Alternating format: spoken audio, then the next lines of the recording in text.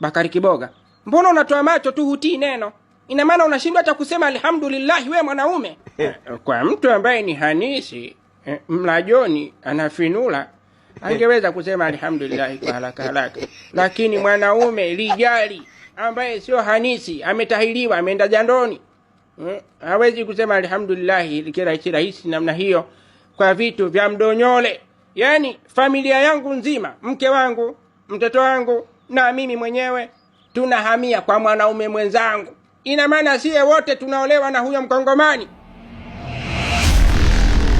Sasa mume wangu Bakari Kiboga, kwanza nani kakwambia hapa nyumbani kwamba kaolewa na huyo mkongomani? Kwamba tunakwenda huko kwa mkongomani kwa sababu tumeolewa? Hatujaolewa sisi, tunaondoka hapa tunakimbia matatizo. Nakumbuka huo ni mshahada tu ambao mtu kwa roho yake nzuri kaamua kutupa mzee. We have to respect him.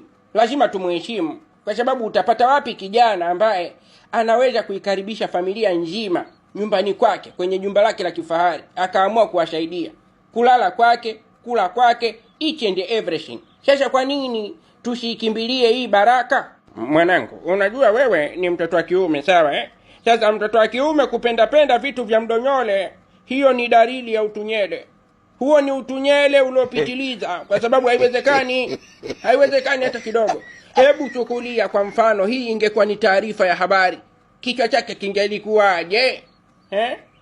Kwa sababu mie Bakari Kiboga, mke wangu Bimlole na mtoto wangu Shemtoi twenda kuishi kwenye apartment ya Kigogo, twapelekwa kwenye apartment, kichwa cha habari hii ingekuwaje? Sasa kichwa hapo kingekuwa tu kwamba familia ya mzee Bakari Kiboga imebahatika au imepata bahati ya kwenda kulelewa kwenye jumba la kifahari.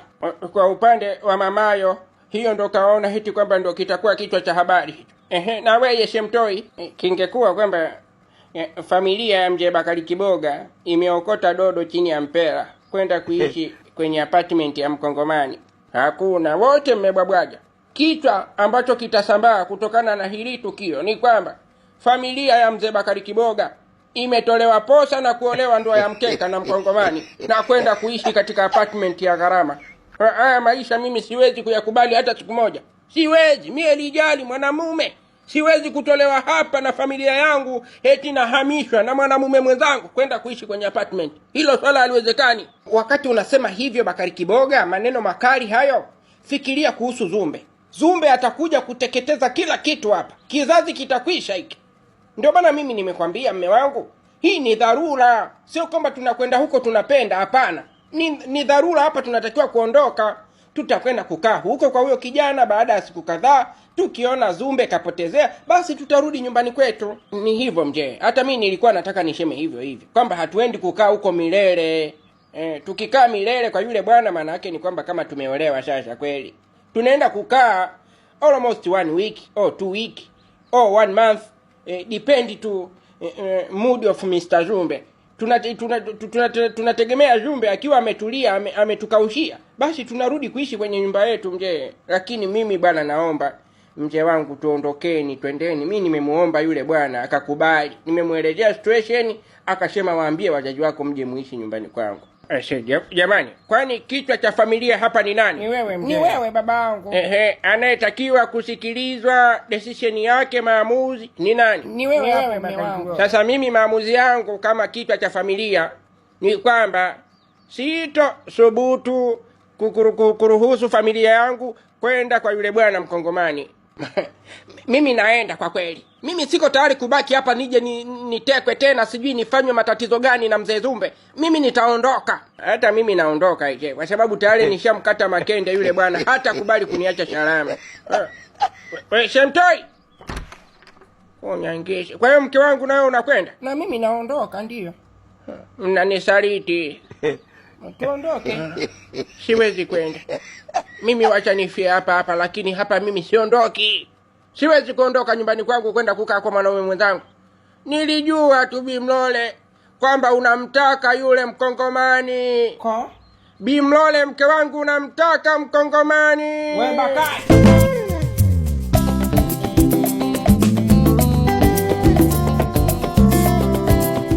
Darasa, nafikiri leo tutafanya mtihani kwa amani sana, kwa sababu mtu ambaye alikuwa analeta vurugu na kutukosesha amani katika darasa hili.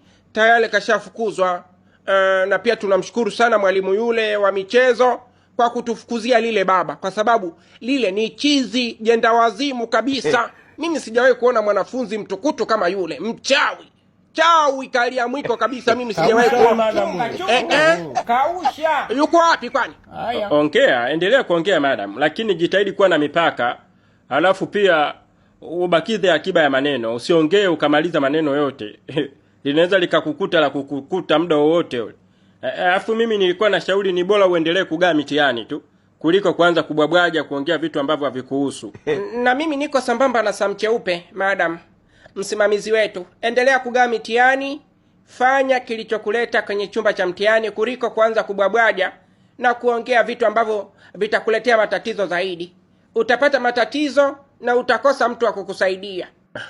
Hivi kumbe nyie wanafunzi sometime na nyie mnakuaga mafana Imekuwa Mimi nawaambia kuhusu mwanafunzi ambaye alikuwa anatutindilisha hapa darasani, amepigwa vichwa na mwalimu wa michezo kaondoka. Tunashukuru Mungu, na nawaambia muwe na ushirikiano zaidi. Halafu kumbe nyie mnaanza kunisema tena mimi. Sasa mimi mnanisema kwa ubaya gani nilokuwa nao? Mimi mwenyewe namuogopa yule kijana, lakini sitoacha kumsema kwa sababu tayari kashafukuzwa. Sawa, wewe endelea kuchamba umbea. Sasa msigongongone hivyo, acheni kupiga kelele kwanza. Mimi lazima nimseme yule kijana, ni mpumbavu mwenda wazimu, chizi kabisa. Chizi lililopitiliza, limetoroka milembe. Chizi, lile chizi lenye upala ngwengwe kabisa, ndevu mbili. Jitu lenyewe sura mbaya. Sura kama kwapa la sokwe mtu. uko sasa unakokwenda ni mbali sana madam. Unakwenda mbali sana madam. Unapitiliza. Hebu fanya kilichokuleta darasani.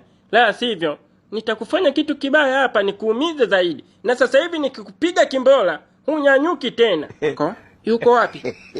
Eti darasa yuko wapi? Yuko kwenye kitundu chako. Anaongelea wapi? Anaongelea kwenye kitundu. Jamani karudi tena huyu kijana, mbona msumbufu kiasi hiki jamani? Karudi tena.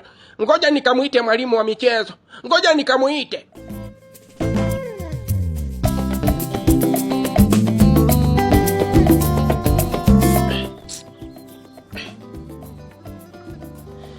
Sijui shuleni kuna amani, ila namwamini sana mwalimu wa michezo.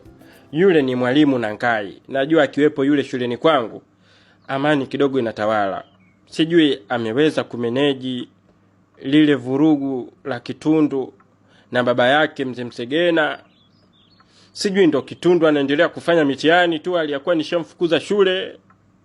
I don't know. Na siwezi kwenda kulisimamia hilo kwa sasa hivi tena, kwa sababu siwezi kwenda mahali popote na hii rangi. Tabidi nitulie kwanza hapa. Nitulie kwanza hapa. Huyu mama nimuendeshe hadi atafute namna ya kunisaidia. Siwezi kutoka hapa Guram. I can't get out of here.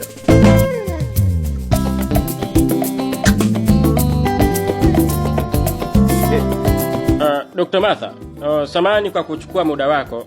Nimekuita hapa kama mkurugenzi msimamizi wako katika hospitali hii na pia kama mwajili wako.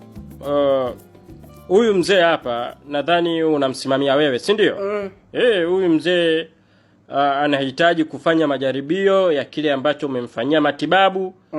Lakini sasa nilikuwa namwambia kama unataka kufanya majaribio tukuitie mke wako uje ufanye majaribio naye hapa.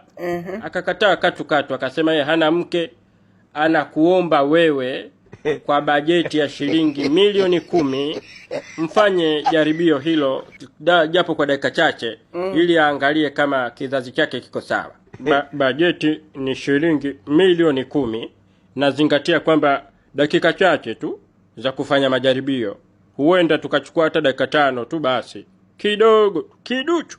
Yani kiduchu tu kwa shilingi milioni 10. Dr. Sengo, bosi wangu.